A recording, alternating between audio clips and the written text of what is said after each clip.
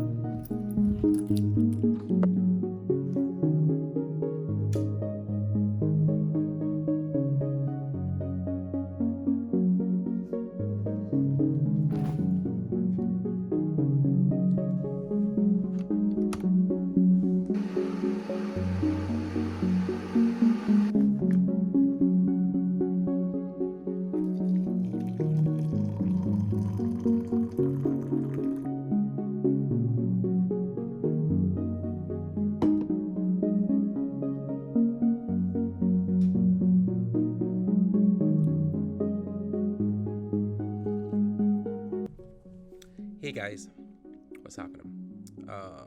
Welcome to the first in a series I'm going to start doing called Weekly Catch-Ups. These will be named aptly so in the titles, depending on what the subject matter is and things I want to talk about. But mostly just because I want to try and increase the frequency of work on this channel. For the last 3 years, since its incarnation, Digital Artcast has been a system where I have talked to at least one person for a month, and just put one episode up per 4 weeks, which is great because it's been a consistent goal that I've had for the last 3 years that I've always met, so it's been something at least that I've kept up. But at the same time, I know that with YouTube and visibility, frequency of upload will increase viewership. So in order to grow this channel and try and reach more people in general, I'm going to try and start doing weekly videos that are just about my artistic journey. It's something that I've wanted to talk to people about for a long time, but at the same time I haven't, because it's a very personal journey. Everybody's art journey is very personal, and it also is fraught with disappointment and letdowns and things that don't go right. But I think one of the things I was talking about with a friend not too long ago, he said that one of the things that he found really refreshing about me in this industry, probably because I hadn't spent a lot of time in the industry before I entered it, was that I was very open about the things I was going through. I was very forefront and upfront about what was happening to me at any given time. Some people have said that can be to my detriment, of course, because it can make me look unprofessional to studios. But I think with the whole push on mental health in this time and age, and I think the whole uprising of people talking more about their feelings and what they're going through, I think it definitely would be a good avenue to explore these things. In general, my art journey has been up and down and all over the place, but we're going to kind of talk about New Year's resolutions, aptly so why this episode is named that. I find that saying things in your head or out loud are always the worst ideas when it comes to resolutions. A friend once said to me, actions speak louder than words, and it's a very old saying, but very true, because you can say all you want about how you want to change your life and add this to your life, or you lose weight, or but when it comes to art especially, people say I'm going to draw more, I'm going to do more things every day. And I think when you're setting your goals, I think the best thing that would be making them attainable is making them more realistic. I know for me, I think the way I've came into the last couple of weeks of producing work, it's been by just taking a day at a time and seeing how I do on that particular day. If I do super well, like I did yesterday, and do a lot of work, then great, pat on the back, move on to the next day. If I do crappy, the same thing. You just pat yourself on the back to say, oh well, you tried, and then you do it all again the next day. I think when you look at the long-term goals and try to, think about where I'm going to fit in the industry, what my discipline's going to be, I think the initial journey I missed so early on because I was, very early in my career in 2016. I spent a lot of time with pros at events talking about, I want to go and work here, I want to go to this, and then that was great. But the guys I was talking to had been in the industry for 10 years. I kind of covered this in my last video of Thinking Out Loud, where I really talked about, just me getting in the industry in 2016 and meeting these people at events and seeing how quickly they had ascended and thinking I had to do the same. Again, like I said, everybody's art journey is very personal, and I think everybody has a view on how they should accomplish the goal of becoming a professional artist. A thing that I noticed when my podcasts, when I interview people over the last couple of years, is that when you ask the question, how did you get into the industry, every single person I've ever interviewed has a different answer to that question. And I think that's mostly due to because, like I said, it's a very personal journey. Some people can't draw, but they can paint. They can't paint, but they can draw. They can 3D model, but they can't paint. They can do both. They can do all three. They can only do one. Everybody has their own, approach to the industry. Some people will photo bash and use 3D. Some will want to render everything by hand. Some will work in VR now. One of the guys, Leon, who I respect hugely, and his work is incredible. Leon actually works within Cinema 4D and generates cities and spires using those 3D models, and then paints over the top of them to create some beautiful vistas. And I think the one thing that Leon said to me that really stuck with me one time was he just made art that he loved until somebody paid him to do it. And I think that is the goal for a lot of people, and I think even for me, these last couple of weeks while I've been kind of having my head down and studying and looking at different courses and going through different stuff, I've definitely just focused on the fundamentals and just getting good at art before I even think about like what job am I going to apply to, what studio am I going to fit into, what style will my art be. There's guys I even know who have been painting for 10 years and they still are like, I don't think I have a style, I don't think my paintings look a certain way, but they do. You look at their work and you can tell it's their work, but then they're still like, no, I don't think I have a style yet. And so yeah, it takes years. It takes a long time for people to genuinely get where they want to go with their art journey. And I think it's definitely one of these things where you have to be very aware of where you are on the journey and where you want to be, and making sure those goals are very manageable. Especially when people start the new year, they will say stuff like, I want to draw 60 hours a week or something, or I want to draw 100 hours a week, or maybe just start with an hour a day, and then build from there. If you feel that's too little, or you want to maybe do a bit more, sure, bump up to 2, 3, whatever you feel is manageable, but don't set it unrealistic, like, okay, today I'm going to draw for 10 hours. Some people obviously will do that because they're professionals and been doing it for a long time, but not everybody can draw for 10 hours straight. So yeah, I think it's definitely about setting achievable goals, which is a universal thing that applies to not only art but just your general New Year resolutions across the board.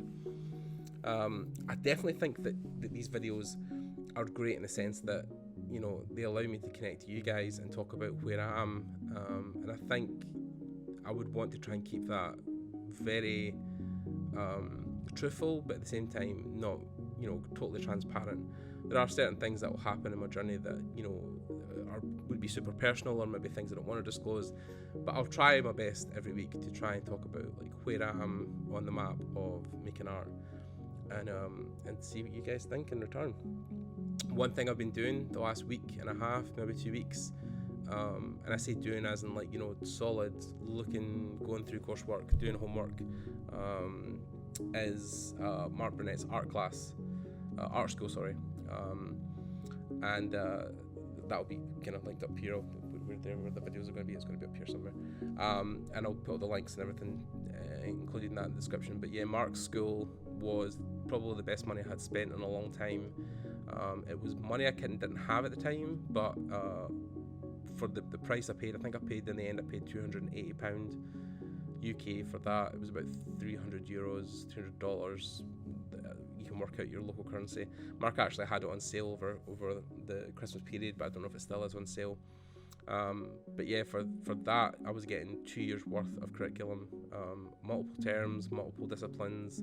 Mark goes through them very, very competently. I mean, he's been drawn and painting and 3D modeling for a very long time at Blizzard, until he left obviously a couple of years ago, 5 years ago now, I think. And the course is very thorough. It's very in depth. So yeah, I've been doing Mark's class, which has been great. On top of that, to try and build on design fundamentals and some just general painting knowledge. As I suppose Mark's class is intense enough, but then I want to try and be a bit more diverse in my learning. So I've been looking at Feng's videos, FCD Design School or Design Academy on YouTube. I will also include links to that as well. That will be up here as well in the description, and in the screen you're looking at now, it will be here. Feng has hours of content, especially the last couple of episodes he's been putting up. I think maybe the last 10 to 20 episodes he's been treating it like a classroom exercise, where he is doing the lessons on YouTube just like he would teach a class at his school. I mean, you think about it, people pay an astronomical amount of money to go to different schools. Things I think is more reasonably priced, but still a lot of money. But the YouTube videos are free, so if you go on there and just went through his entire back catalogue on YouTube, because I think he has 103 episodes now, that's a lot of content. When you think about it, when it comes to people saying, where should I start my journey, and how's Mark's art school, and I can't do Mark's thing because it's so much money. YouTube is literally littered with so many tutorial videos. I remember Raf was talking about this other day, where someone had messaged him saying, I don't know where to start when it comes to ZBrush modeling.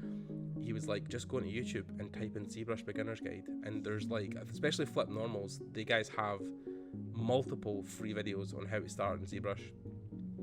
So when it comes to painting and drawing, there's so many people. There's my buddy James Murphy, Modern Day James, there's Proco, there's Cynics, there's FCD. Mark actually has free content on his YouTube channel as well, apart from the art school. CubeBrush actually has, if you go in the CubeBrush marketplace or ArtStation marketplace, there is actually free content on there. There's free learning content that people put up for nothing. If you just search the price for free, you'll find videos that people have put up. Same in Gumroad. If you find an artist you like, some artist Gumroads have free content on it, free brush packs or free reference packs or free tutorials.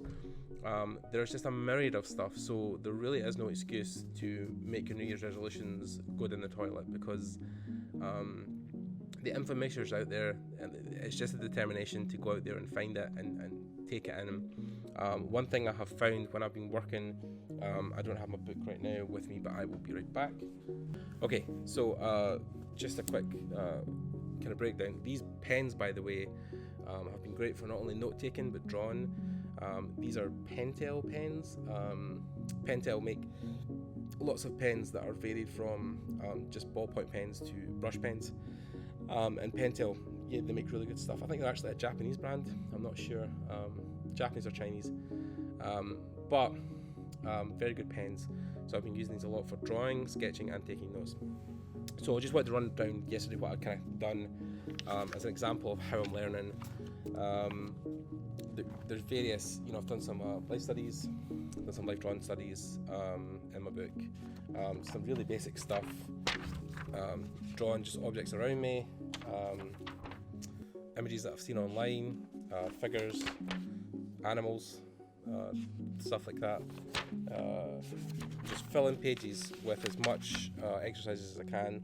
A great thing I done yesterday was, even though I sat down and watched some anime yesterday on my break, I took my sketchbook with me and I just kept sketching things that I saw on the screen. It didn't have to be perfect. It was literally just warming my hand up, drawing something that was in front of me, trying to get it, as accurate as I could. These obviously aren't super accurate, but you can tell as I started to then draw more, of the characters on screen I saw, my hand started warming up, it got a little bit better, I started measuring things a bit more. This was just, a again, characters that I saw on screen that I wanted to replicate or scenes, and then I kind of got this idea to start breaking down scenes that I saw, so I just paused the screen, started copying on screen what I saw. You can see this here is what's an actual scene from the anime. Same with these two. These were two that I done just by looking at the screen. I just paused, copied what I saw, tried to measure and get it as accurate as I could. Not super accurate, but I tried my best to try and measure again.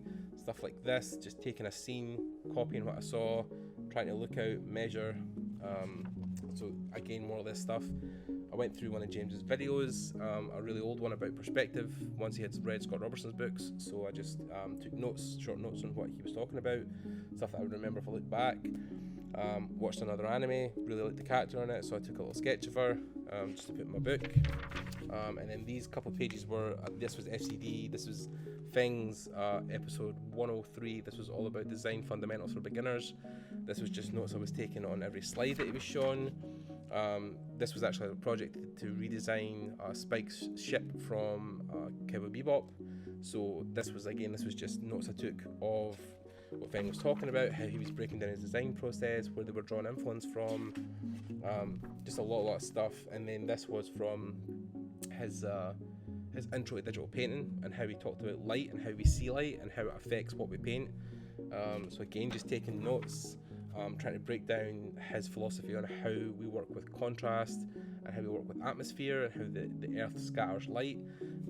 So yeah, this was just again taking notes, trying to look into what he was saying, writing down some examples, drawing a picture to try and replicate of what he was talking about in a visual form, and then again more notes, and then I kind of copied one of his drawings just to try and get an idea of values and sketch something just while I was watching. So yeah, that was basically that was one day yesterday. So I'm looking to obviously extend these and have more emphasis on drawing and learning, and then I think next week I'll try and catch up with you guys and let you know how I fared through different means and channels and things that I found were more helpful or less helpful. And yeah, that'll pretty much be it. Sorry if the video ran a bit long. I'll try to keep these kind of short and not be as in-depth as my podcasts. And yeah guys, Happy New Year to you if I haven't said it already, and I hope your Christmas was awesome. I hope you guys are loving your art journey so far and are having a great time. As always, I'm here if anybody needs to reach out to me and talk to me about anything in the comments, or on the different kind of avenues. I've also linked below, we now have a Discord officially for the Digital Artcast that a couple people have joined. There are some professionals in there that will occasionally pop in and out, so you can ask them. I've put a lot of them as mid artists. Everybody who enters will start as a junior artist, and then various XP will make you then climb up to mid, senior and art director. So I've got a couple of people in there. I'll start maybe moving up the pegs, and I think a lot of the senior artist guys will also be the industry guys. So yeah, Discord's down there. If you would join the Discord, it would really help me just to build a community, because I always feel like it's hard to connect with people on YouTube and other social media platforms. I think Discord is a good way to contain your community and be able to feedback really quickly about things. So yeah, Discord's down below. Make sure if you want to join it, leave any comments you want, share this video about it if you want to see anybody else, or you think anybody else would benefit from this content. And thanks for watching guys. I'll see you all later. Bye.